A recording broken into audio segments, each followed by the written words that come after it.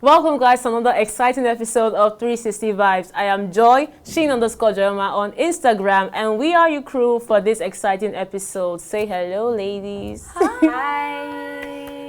Welcome back, guys. It has been... I feel like it has been forever, but it hasn't been that long. It hasn't been that long. It feels so great to be back. Hey guys, welcome. It has been a wonderful year. So fasten your seatbelts as usual because today's edition promises to be interesting. We got juicy gist.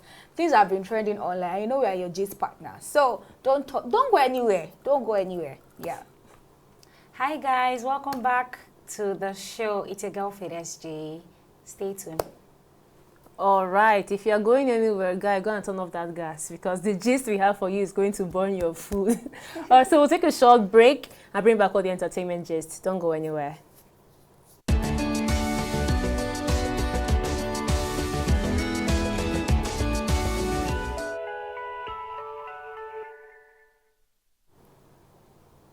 Welcome back, guys. So first of all, if you go online and search out Nigeria versus South Africa boats, you will see a lot of things. But let me just give you the whole rundown of everything before we delve into this gist. So basically, we all know about the story of Chidinma Adesina, the Nigerian model who tried to compete in a South African pageant. And then after some controversies and backlash from the social media people, basically from those in South Africa, she had to withdraw because we're investigating her parentage and all that. So she's now back in Nigeria, and for some reason, after she left South Africa, they felt they've not done enough. Driving her out of the pageant was not enough. So South Africans, for some reason, I can't really tell what was behind them, decided to prank Nigeria by ordering fake boat rides. They changed their location or something, and then they could use their VPN to order boat rides from South Africa, other boat rides in Nigeria, and then cancel these orders. And it was causing a whole lot of issues because boat drivers were like, okay, who is this that is always booking and then canceling? And then after they came out to expose themselves, sorry, our proud Nigerian citizens took it upon themselves to do the double of what South Africa did. They went after them to the extent that they started ordering boat rides and they basically ordered all the boat rides and took them to one location and gathered them. This is basically at least 200 million Nigerians against 60 million South Africans doing fake orders. It was basically a prank war, and it did not end well for South Africa because at the end, when Bolt had to shut down their site in South Africa, Nigerians were like, we're not done yet. They started ordering plasma, started ordering fridge, ordering food, all on pay on delivery, taking it to random sites. One guy was like, wants to go from Sambisa Forest to Yanokwaja. Like, why would you do that? You know, it's very painful actually for the boat driver because now they are just being confused. It's it's so petty. It's so petty. Nigerians. Calm down. I will not blame Nigerians though, because we're on our own. We were on our own. We are going through our a lot. Nigerians are going through a lot at the moment. So any form of prank is not welcome. And for the fact that this person went on Twitter to brag about it, you mess with the wrong country. You mess with the wrong country. Like that person that ordered that particular one ride, I now went online in that Twitter that, okay, and the fact that there's fuel scarcity in Nigeria already, and you made a driver drive all the way to your location, and you can't to an unknown location, so to say, and you cancel the ride, and there's no petrol. Imagine how long the driver had stayed to get that petrol. I'm sorry if I feel petty, but call us Petiana. I don't mind, but let's be factual. They started it. And you know that Nigerians, we know they carry last. When it comes to agreeing to do some bad things, or to maybe not only bad things, we also agree for good cause too. Yes. But for this particular one, I will not lie, it sweets me. Proudly petty.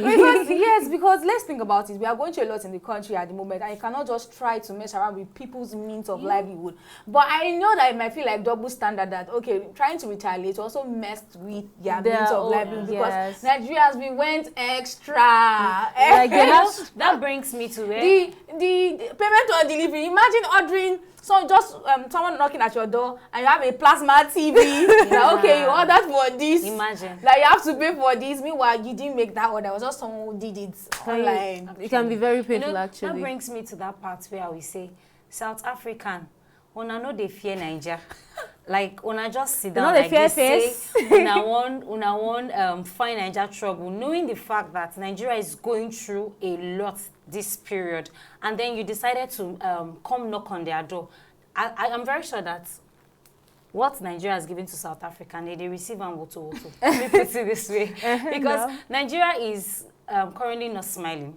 The economic is really telling a lot on people out there. And then you are bringing this, come on, you find trouble and trust Nigeria, and they are going to give you back. We will get prepared body before. No, and as in, when did they vex already like this? And the fact is, the hashtag End Bad Governance protest just ended, and it's not as if Tinubu answered us in the first place. People are not satisfied. People are very angry, just trying to simmer it down, and then you're just trying to work.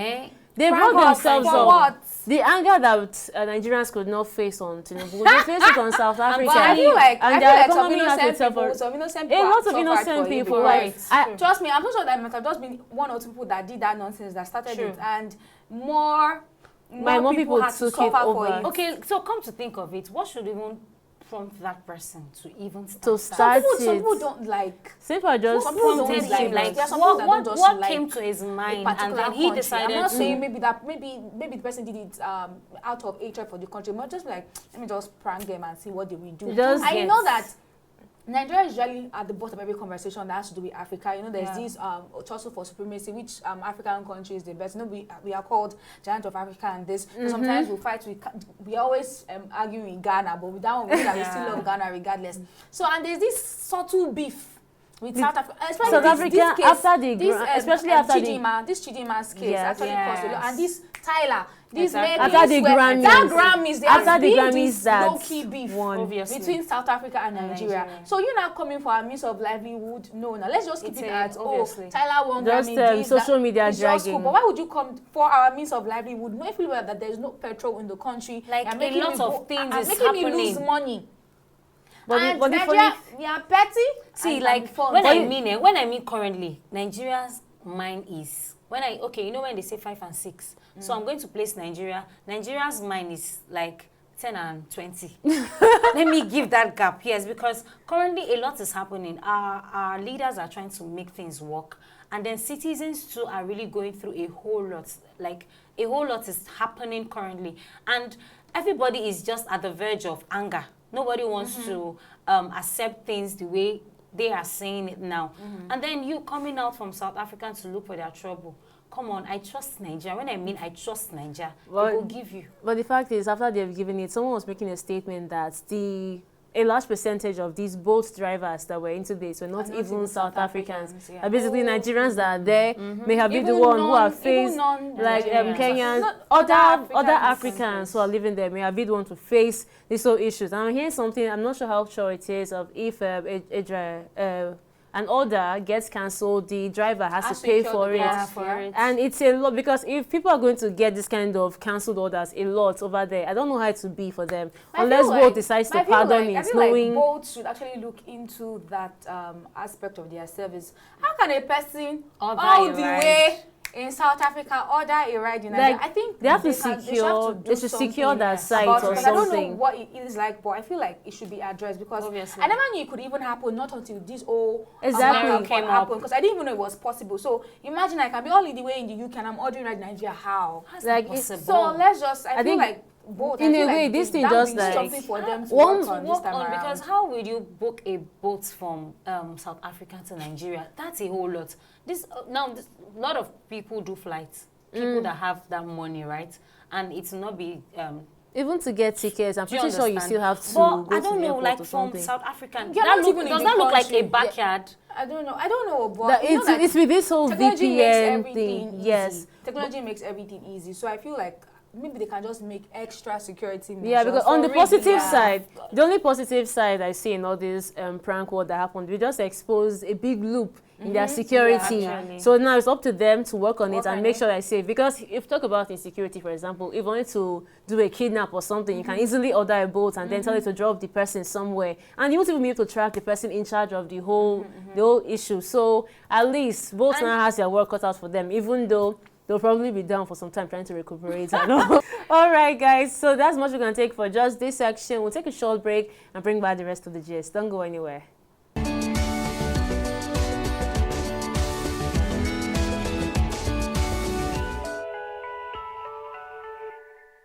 Welcome back, guys. So based on another gist going on, there's this trend going on X about this waist bead saga. So it all started with this lady who made a tweet. She was like, okay, when she was in the middle of fornication, her waist. But you specify now.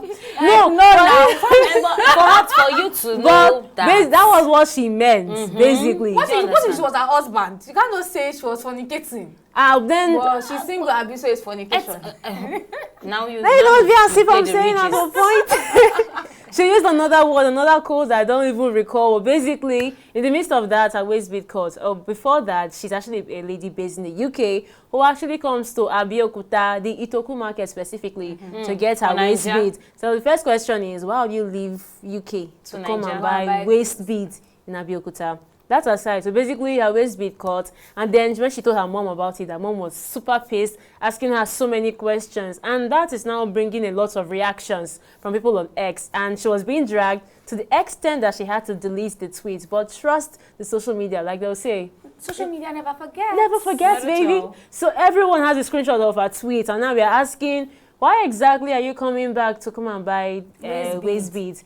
In Nigeria. In Nigeria. The Itoku market. I'm sure that you can get waist bead abroad because you have people that are selling abroad. Definitely. Mind you, you're not just going to get a waist bead in the UK, but you're going to get original waist bead. Nice ones too. When I mean quality things you get over there. Do you understand? So what living all the way from why UK is it so special?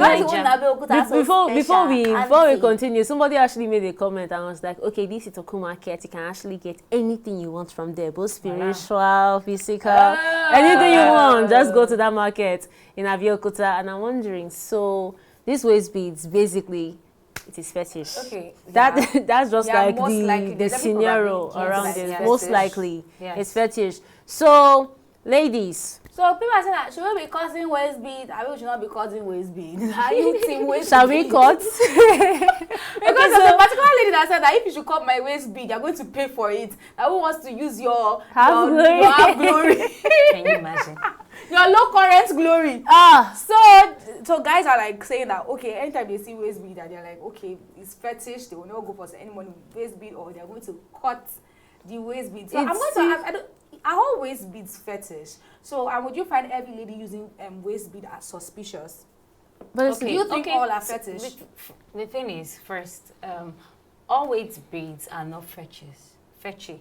Now, this thing called waist bead is based on individual. There are some persons that like it and they wear it, and some persons even tell you, my boyfriend likes it. He wants to see me on it. He even got it for me. Now, it's not a bad thing if your man likes it. That is what he wants for you. But I have a problem with that. The other one the part whereby you are getting it for Kanyamata. Okay. Oh, I just said something, right? So I have an issue with that. Like, we ladies, we have to be very careful, because if we are desiring to become mothers in the future, there are things we don't need to play as singles, because they will play later in the future for us when we get married. So imagine you getting a waist bead, and that waist bead is for maybe to attract the man, or maybe or tie him down or something. Come on, what, like, you they tie man down? Men yakpa now, they play. No, but that's true, ladies. You cannot tie one man down. And do you know that every juju they expire? Let me put it this way. Yes, now let God now know they expire. Bam. Simple. So the man where you carry, where you tie him down, it gets time where he expire. Like when he expire, I go open, then we say, really, true, you do me something. And at the end of the day, what do you gain? You've already tagged yourself as a this fetish lady. Do you understand? Yeah. So I don't know. If your man likes it, good, go for it. But if he doesn't like it, stay out of it. And then no go find bead to tie man down. Basically, say no to tying men down. I'm not going to say waist bead or no waist because I know people that wear waist beads and they are not fetish, just for fashion. Some people just like it for the sake of fashion.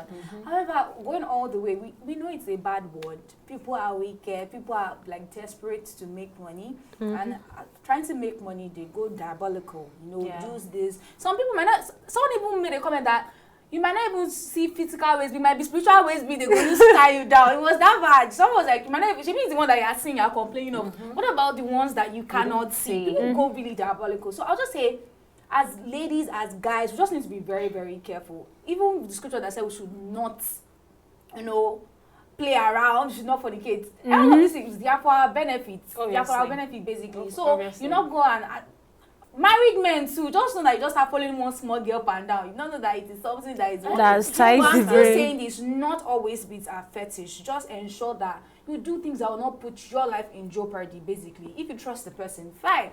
If you don't trust the person, run for your life. You don't so just play safe, basically. Play safe. I have nothing against it though, but that's my own. Well, if you look at it, okay, the origin of waist beads, it's not, it didn't start this year, it didn't start in the 90s. It's a traditional wear, like normally. The Igbo dressing, for example, the women have red waist beads around them. Yeah. It's just this natural beauty. It's African culture. But since it has gone diabolical, the thing is, not only waist beads go diabolical, guys do rings that are diabolical. There are so many other things you could do that could be diabolical. What is actually raining now? They are leg chains. People do leg chains. Anything. Leg chain. Now there are beads too that comes in form of leg beads. I feel like anything these days can be used. Even the eyes, right? Even the eyes can be used. The hands can be used. Anything can be used. Powder. That one's even like different things that we heard growing up, and these things are exactly. So it's just like changing objects, basically. So everyone should just be careful. Please if you are getting the waist bead, okay, if you're in a relationship as a lady, be faithful to your wife. Be faithful to your wife. The men have serious issues to talk about there. Yeah, because if men are not faithful to their wife, that's when they fall victim. Because when you are going money to one small girl, when you are going for, you say you are going for a slim-fitted girl that is her figure is still understand. She's still young and fresh. And imagine you are a rich, well-known man, and then you meet one girl that tied one bead, and your all investments don't go with that. Come on, I beg, that one no follow. Basically, everyone should be careful. But if you're in a relationship, though, as a lady, and you like wearing waist beads, just confirm from your boyfriend if he likes it. Confirm from him if he likes it.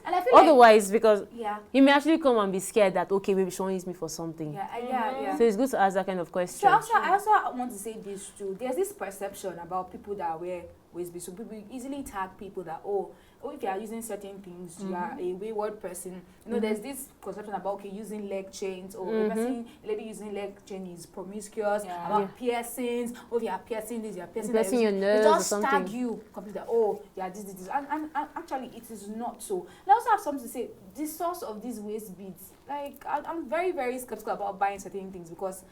Looking at the waist bead itself, I don't like it, like using such. And where you buy it from, imagine going all the way to the market. Like even when they sell aside going to the market, even on Instagram, you will still see people that. On your own self, be careful of all these things. Yes, as a lady, yes, you need to be careful because there are things we do unknowingly, and then they play later in the future, and then we'll start looking for deliverance and where to we'll not start disturbing one innocent pastor, our church pastor. Some people now you carry your leg, go there. When you go for things, you think they are fashion. But meanwhile, they could be fashion too. They are actually fashion the one has just products. Gone so bad that they can just make go diabolical with these things. But these things naturally and they're fashion. There are some beads that look very fancy and they are fashionable beads. But why there are some beads that when you see those beads, you know that these beads are scary. Imagine you wearing a bead and then a cowries is tied to it. Actually, there are some that scary. There are some. Of course. You know, actually, at one point, it might be armless. That's at one point, people were actually facing cowries in their hair, and it was all fashion. But meanwhile, back in the days, it was just native doctors that had that kind of hairdo. So it's all fashion these days. But some people will go into it in just in the name of fashion. Just don't let everything you see on social media start influence you. Because if you order it, because people sell it on Instagram, on X. You see people dragging a lady who talk about this fetish waist bead. Under the comment section, someone's advertising waist beads there. So basically, people will sell this thing everywhere. People that like it will go for it. Yeah. Exactly. Men that like it, that want it on their ladies. Some will buy it for their ladies so they don't bring any fetish ones to their house. But anyway, everyone, just be careful. Whatever you choose to wear as your fashion, just be very careful. Yeah. So that aside, we'll take another short break and be back with the last segment. Don't go anywhere.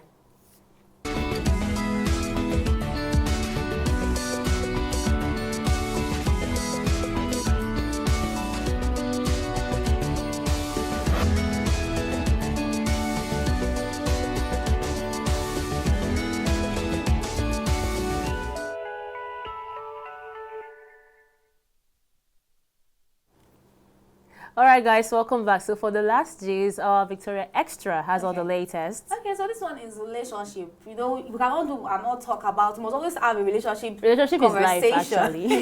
Apparently it is. So there's this guy, he said he went on a date with a lady, and you know, at the date, you know, as being the gentleman, he did all the spending. You know, they went to the movies, they went to eat, and he paid for all these things. And he said he had cash on him and his ATM card.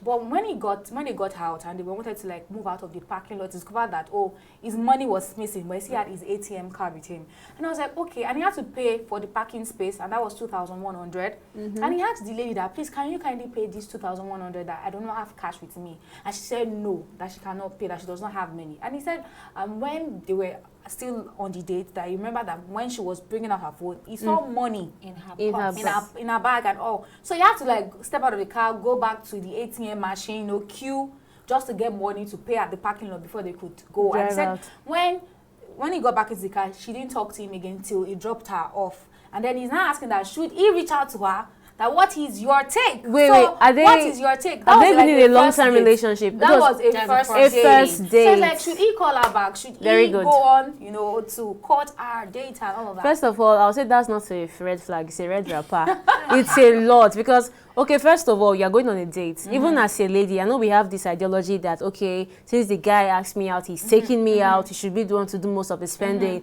But then we all know as ladies, we know ourselves, so we shall carry backup money in case things mess up. Where you got wash plate? Exactly. So in case things mess up, you have your backup money. So you've seen that the guy has tried. He has bought ice cream for you, bought this, gone for a movie or something. He has spent. And then he needs someone just to bail him out of an urgent situation. Be a gentle lady. It's not only men that will be. What money that is in her bag? Okay. What is the thing is, there's no way you tell me that girl does not have 2-1. 2-1 at that moment. Victoria, if it should be for her job now. Okay, no. What is her job? I'm not Yoruba, first of all. What is her job? Contribution. Like, yes. Contribution. You carry your contribution money, go date. Okay, Victoria, it's true. It could be her contribution money, or that money could be very important. It could be for something she wants to do that is very, very, very, very important. But regardless, now, your first impression matters a lot when you are, especially when you're going out on a date. First date, for that matter. Date. Now, it really don't really necessarily means that that relationship might end in marriage. It might just be a casual friend, a casual what's it called?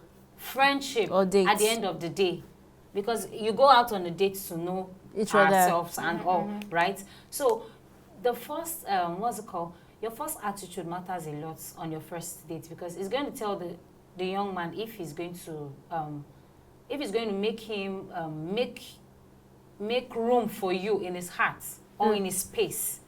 Yes, what you give to him on that day, the impression you give to him that first day is going to tell him what next to do, if he's going to ask you out or have you as a casual friend or continue the relationship.